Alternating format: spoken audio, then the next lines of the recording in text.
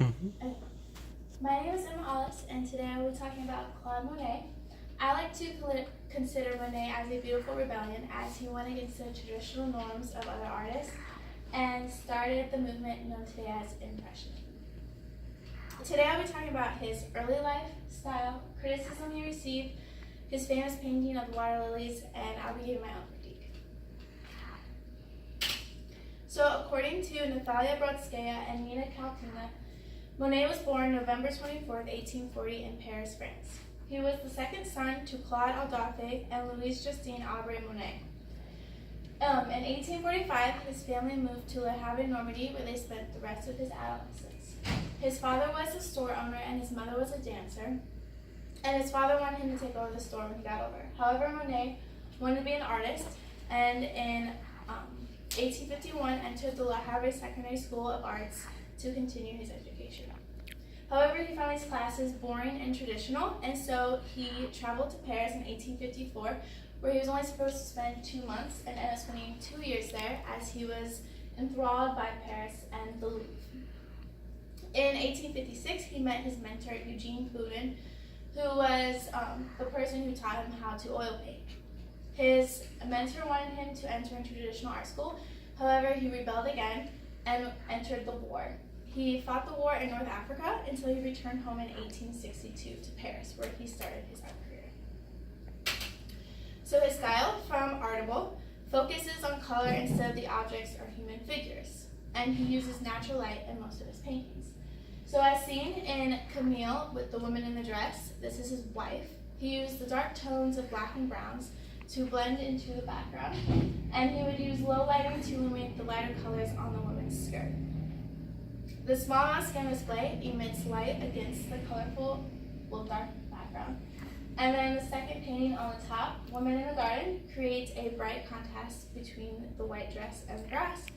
And his use of shadowing accentuates the colors in the painting. Now, neither of these paintings have an obvious light source, and so it shows how well he was with color to show how light affects the object still. Some more about his style.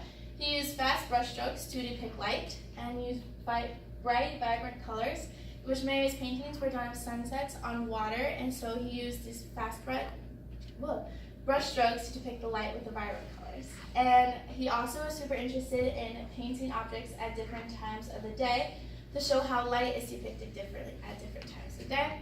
And he was one of the first to use light colors as the base of paintings as a replacement for the traditional dark primers, which is a property of Impressionism. So some background of the water lilies, according to Encyclopedia of Art Education. Monet bought a house and a meadow in Giverny, which is about 15 miles outside of Paris. He hired gardeners to shape the meadow into a garden of willows, irises, and water lilies shipped from Japan. He had an arched wooden Japanese bridge constructed, which is the subject of many of his paintings, as you see in this one. And he had special gardeners in charge of monitoring the temperature of waters to sustain the water lilies.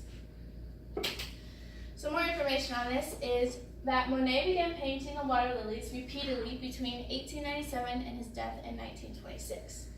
In this time, he produced more than 250 oil paintings of the pond and bridge. He eventually admitted that he became obsessed with the landscapes of water and their beautiful reflections. His paintings can be found all over the world, and they can sell up to for $50 million. And in the mid-1920s, France authorized the building of 2 oval-shaped rooms in Musée des Orangeries in Paris as permanent homes for 8 of his ginormous 8 water lily paintings. So my critique is that many of his water lily paintings use hues of purples, blues, and greens, which can symbolize the feeling of serenity, growth, and heaven, which can show that Monet found serenity, peace, and that his gardens were his heaven.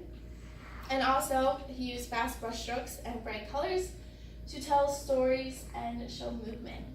And so also, I've always been a lover of Monet, and in high school, I found myself in art classes every single year, and I would try to recreate many of Monet's pieces.